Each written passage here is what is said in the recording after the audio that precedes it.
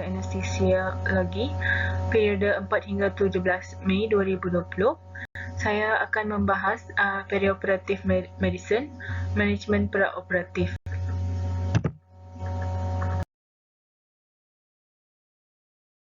Jadi definisi perioperatif sendiri adalah suatu istilah gabungan yang mencakup 3 fasa pengalaman pembedahan, iaitu praoperatif, intraoperatif dan juga pasca-operatif. Yang bakal dibahas hari ini adalah fasa praoperatif, di mana fasa ini dimulai dari keputusan untuk dilakukan intervensi bedah dan diakhiri ketika pasien dikirim ke meja operasi. Evaluasi pra-anestesi itu dilakukan untuk mengetahui status fizik pasien praoperatif. Selain itu, evaluasi ini juga dilakukan untuk mengetahui dan menganalisis jenis operasi, memilih jenis atau teknik anestesia yang sesuai untuk pasien tersebut, memprediksikan kemungkinan penyulit yang dapat terjadi selama bedah atau pasca bedah, dan juga mempersiapkan obat untuk menanggulangi penyulit yang diprediksi. Untuk evaluasi pra-anestesi sendiri dimulai dengan anamnesis, iaitu Basic 4 dan Secret 7. Pada mulanya dimulai dengan identitas pasien. Ini penting untuk mengetahui kalau pasien tersebut pediatrik atau geriatrik, lelaki atau perempuan, dan pekerjaannya, kerana ada penyakit yang bisa disebabkan kerana kerja, dan juga untuk mengetahui jaminan kesihatan pasien tersebut.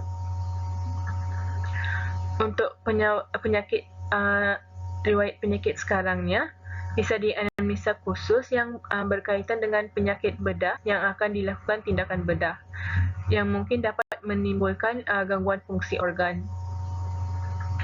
Selain itu, riwayat penyakit sistemik yang diderita atau pernah diderita yang bisa mempengaruhi anestesi atau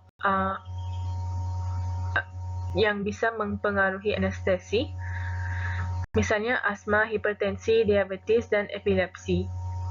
Misalnya pasien dengan riwayat diabetes mellitus bisa menderita ketoasidosis diabetik, di mana ketoasidosis diabetik ini merupakan kontraindikasi absolut untuk pembedahan. Selain itu, pasien-pasien dengan diabetes mellitus juga ada keterbatasan dalam proses penyembuhan luka, dan ini berisiko untuk mendapatkan infeksi pasca operasi. Selain itu, perlu juga ditanyakan kalau pasien ada implan pacemaker. Kalau misalnya pasien ada implan pacemaker, perlu dirujuk ke kardiologi kerana pemakaian electrocautery yang digunakan untuk menghentikan perdarahan minor selama pembedahan bisa membuat lapangan listrik yang bisa mengacau pacemaker tersebut. Jadi untuk pasien seperti ini lebih mendingan kalau electrocautery-nya tidak digunakan. Selain itu, riwayat penggunaan obat-obatan juga yang mungkin dapat berinteraksi dengan obat-obat anestesia, misalnya kortikosteroid dalam penyakit hypoadrenalism misalnya. Ini membutuhkan dosis anestesi yang lebih tinggi di intra dan pasca operasinya. Ini kerana ada stresor terhadap sistem endokrin. Jadi pasien seperti ini perlu dirujuk ke penyakit dalam. Selain itu, antihipertensi, antidiabetik, antibiotik golongan aminoglikosida, diuretik, transkulizer, obat penghambat enzim monoamin oksidasi, antikoagulan misalnya pada pasien stroke dan CAD perlu diperiksa INR. Selain itu, riwayat mengurut juga mungkin diperlukan untuk memerlukan pasien yang dengan riwayat mengurut memerlukan kadar oksigen yang lebih tinggi. Selain itu, perlu juga ditanyakan riwayat operasi dan anestesi terdahulu, apakah pernah ada komplikasi anestesi dari operasi tersebut. Seterusnya, menanyakan riwayat sosial seperti kebiasaan buruk seperti merokok misalnya. Kalau pasien merokok, pasien perlu menghentikan rokok kerana rokok mempersulitkan induksi anestesi kerana ia merangsang batuk, sekresi jalan nafas yang banyak atau memicu atelektasis atau pneumonia pasca bedah. Selain itu, pasien-pasien yang mengkonsumsi alkohol dan misalnya pencandu alkohol biasanya resisten terhadap ubat-ubat anestesi seperti khususnya pada golongan barbiturate.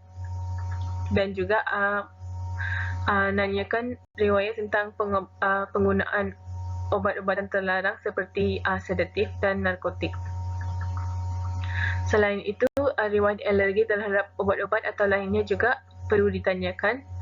Misalnya yang lebih sering itu alergi NSAID.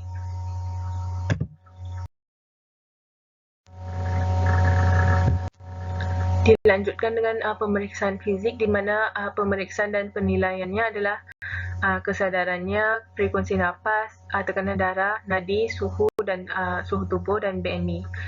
Di mana kalau BMI dinilai status gizi menilai status gizi pasien. Nah, status gizi ini penting khususnya untuk pasien dengan kanker. Misalnya pasien ada penurunan berat badan yang tidak direncanakan.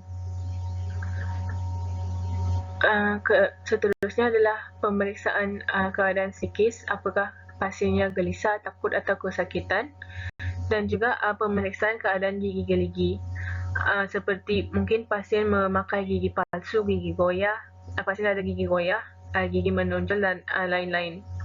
Kerana tindakan operasi ini ada tindakan buka mulut dan penilaian lidah.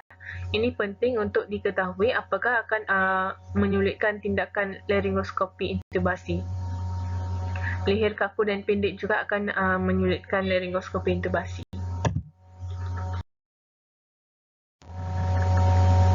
Seterusnya dilanjutkan dengan pemeriksaan fizik umum, dimulai dengan sarafnya dengan menilai Glasgow Coma Scale, iaitu kesedaran pasien, terus bentuk, ukuran dan refleks pupilnya, terus pasiennya ada paresi, plagia atau paresthesia. Seterusnya dilanjutkan dengan respirasi dan airway, di mana untuk respirasi dan airway-nya diinspeksi dengan melihat bentuk dada, apakah ada barrel chest seperti di PPOK, pursed lips breathing, pelebaran sela iga, penggunaan otot bantu nafas, pectus excavatum atau pectus carinatum, terus melihat kesimetrisan gerak dadanya, melihat jejas atau kelainan bentuk lainnya, terus juga melakukan palpasi, cek vocal fragmentosnya kanan kiri ada krepitasi atau tidak. Bisa juga dilakukan perfusi untuk mengetahui kalau ada efusi pleura dengan suara redup atau massa dengan suara tumpul. Bisa juga dilakukan auskultasi untuk menilai kalau ada suara nafas tambahan. Untuk hemodinamiknya dilakukan auskultasi dan juga palpasi di mana suara jantung 1 dan 2 didengar. Terus diinspeksi kalau ada distensi vena jugular. Ini mengindikasikan cardiac heart failure yang tidak terawat. Dan kalau ini tidak, kalau pasien tetap melanjutkan operasi, ini bisa berakhir dengan prognosis buruk pasca operasi dan juga mendengarkan suara abnormal seperti galop, murmur, dan juga regularitasnya dan kekuatan dan laju nadinya. Untuk GI tract-nya diinspeksi apakah ada stroma atau produksi stoma atau drainase. Kalau ada drainase, warna, volume, konsistensinya seperti apa, kalau ada jejas atau tidak. Terus dilakukan palpasi, diketahui kalau ada distensi atau tidak, nyeri tekan, misalnya McBurney sign. Selain itu untuk perkusi, apakah timpani atau pekak, terus auskultasinya, bising didengarin, bising usus dan bruit aorta. Untuk hepatobiliarnya, kalau terjadi hepatomegali mempengaruhi faal hemostasis kerana pembentukan faktor pembukaan ada di hepar juga. untuk urogenitalnya, lihat kalau ada nyeri ketuk cewek terus palpasi ginjalnya, terus produksi urinnya, gimana warna dan volumenya. Karena sebagian besar ekskresi obat anestesia itu di ginjal. Pastinya sedang hamil atau tidak, terus periode menstruasinya normal atau tidak, mungkin pastinya menstruasi berlebihan atau gimana. Untuk integumennya, proses pembedahan kan merupakan suatu proses yang stresor, jadi ini bisa mengekserbasi penyakit kulit seperti herpes, SLE dan psoriasis. Dan juga melihat metabolik dan endokrin pasien. Selain itu, otot rangkanya gimana, misalnya kalau pasien ada edema tungkai, bisa terjadi pasiennya ada CHF atau cardiac heart failure.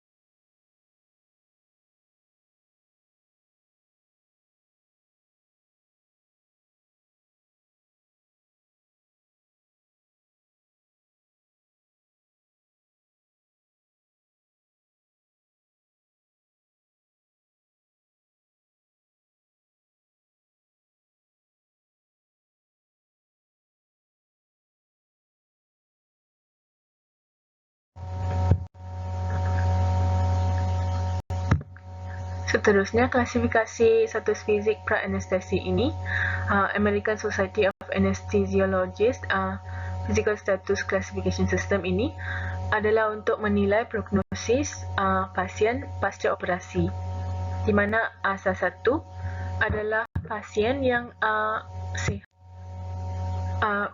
pasien penyakit bedah tanpa disertai penyakit sistemik. Kalau asal 2 adalah pasien penyakit bedah yang disertai dengan penyakit sistemik ringan sampai sedang.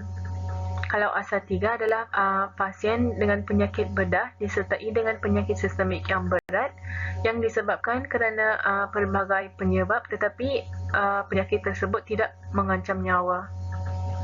Asal keempat adalah pasien penyakit bedah disertai dengan penyakit sistemik berat yang secara langsung mengancam kehidupannya. Kalau asal 5 adalah pasien penyakit bedah disertai dengan penyakit sistemik berat yang sudah tidak mungkin ditolong lagi, dioperasi ataupun tidak dalam 24 jam, pasien tetap akan meninggal. Kalau asal 6 adalah pasien yang sudah mati otak, di mana organ pasien tersebut diambil untuk tindakan donasi organ, dan apabila tindakan pembedahan dilakukan secara darurat, dicantumkan tanda A iaitu emergency di belakang angkanya. Pasien dengan riwayat CHF atau menunjukkan tanda-tanda CHF harus memeriksa ejection fraction dulu melalui elektrokardiogram. Nah, misalnya ejection fraction yang normalnya adalah lebih dari 55%. Namun pembedahan untuk pasien dengan ejection fractionnya yang kurang dari 35% merupakan kontraindikasi absolut. Nah, misalnya ada pasien dengan ejeksi fraksi yang kurang dari 55%, ini boleh dicoba untuk optimize dengan menggunakan ACE inhibitor misalnya, atau beta blocker ataupun diuretics. Kalau pasien dengan riwayat infark miokard dalam jangka waktu 3 bulan yang lalu juga merupakan kontraindikasi mayor untuk tindakan pembedahan. Selain itu, pasien dengan riwayat hipertensi perlu mengontrol hipertensi mereka sebelum mendapatkan tindakan pembedahan, kerana hipertensi bisa meningkatkan risiko perdarahan dan juga hematom. Dan akhirnya, pasien dengan riwayat penyakit jantung, pembuluh darah juga berisiko untuk mendapatkan endokarditis pasca operasi. Jadi, klasifikasi asal 1 dan 2 di mana pasiennya pasien bedah yang sehat ataupun dengan mild systemic disease itu memiliki prognosis yang baik.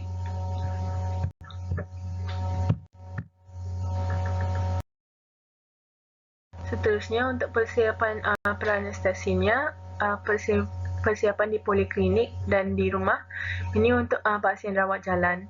Jadi, pasien perlu disiapkan secara psikis, iaitu dengan diberikan penjelasan kepada pasien atau keluarganya agar mengerti perihal rencana anestesi dan pembedahan yang akan dilakukan, sehingga diharapkan pasien dan keluarga bisa tenang.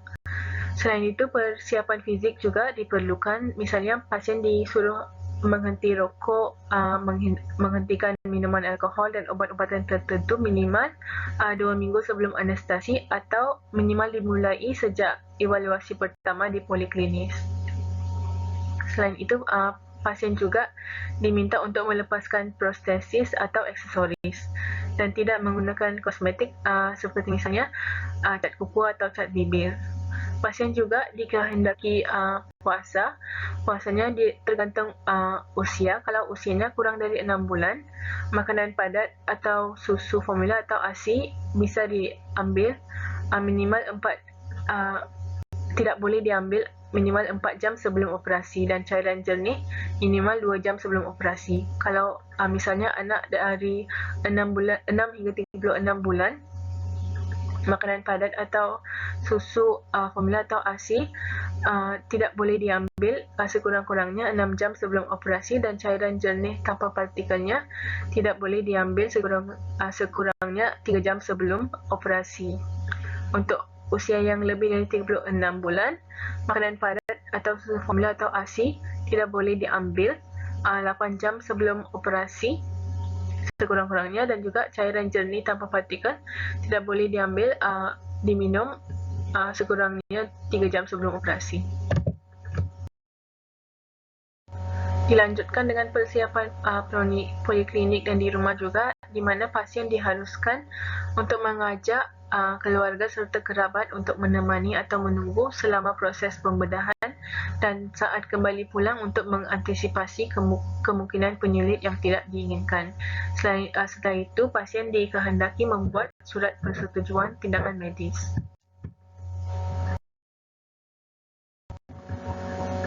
Persiapan anestesia persiapan di ruang perawatan juga hampir sama dengan yang di poliklinis, iaitu persiapan psikis di mana pasien dan keluarganya di-KIA tentang operasi tersebut. Persiapan fizik sama seperti sebelumnya, pasien disuruh menghentikan alkohol, asumsi alkoholnya dihentikan, merokoknya juga dihentikan dan juga obat-obat tertentu.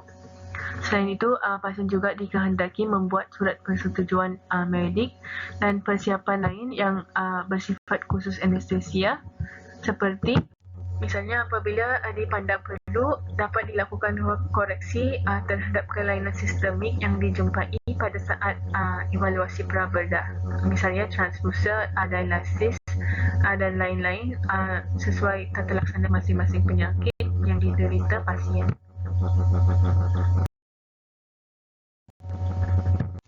Seterusnya, persiapan pra-anestesia di ruang IBS dilakukan evaluasi ulang status pasien sekarang dan catatan medik pasien serta perlengkapan lainnya. Terus konsultasi di tempat apabila diperlukan. Pasien juga perlu ganti pakaian dengan pakaian khusus kamar operasi. Pasien juga akan diberikan premedikasi dan tindakan lainnya seperti pemasangan infus.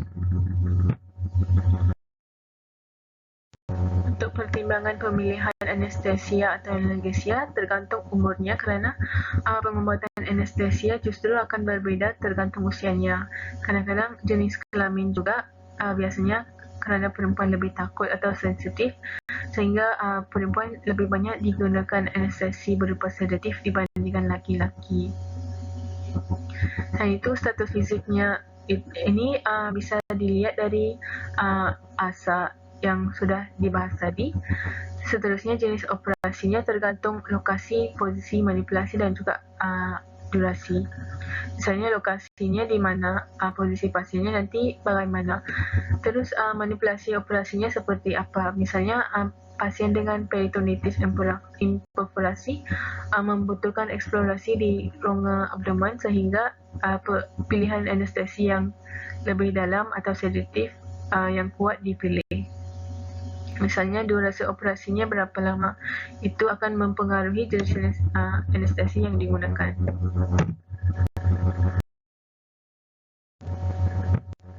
Selain itu, pertimbangan pemilihan anestesia juga ada keterampilan operator yang perlu dipertimbangkan. Misalnya kalau doktor-doktor yang baru belajar mungkin membutuhkan waktu yang lebih lama untuk melaksanakan tindakan operasi, sehingga jangka waktu pemberian anestesi ditingkatkan. Dan status rumah sakit juga, misalnya RSUD atau RSUP, pasti jenis-jenis alatnya berbeza. Dan juga permintaan pasiennya, yang ini sebenarnya tidak lazim, namun pada beberapa pasien seperti pasien VIP mungkin dapat memilih metode anestesi yang diinginkan.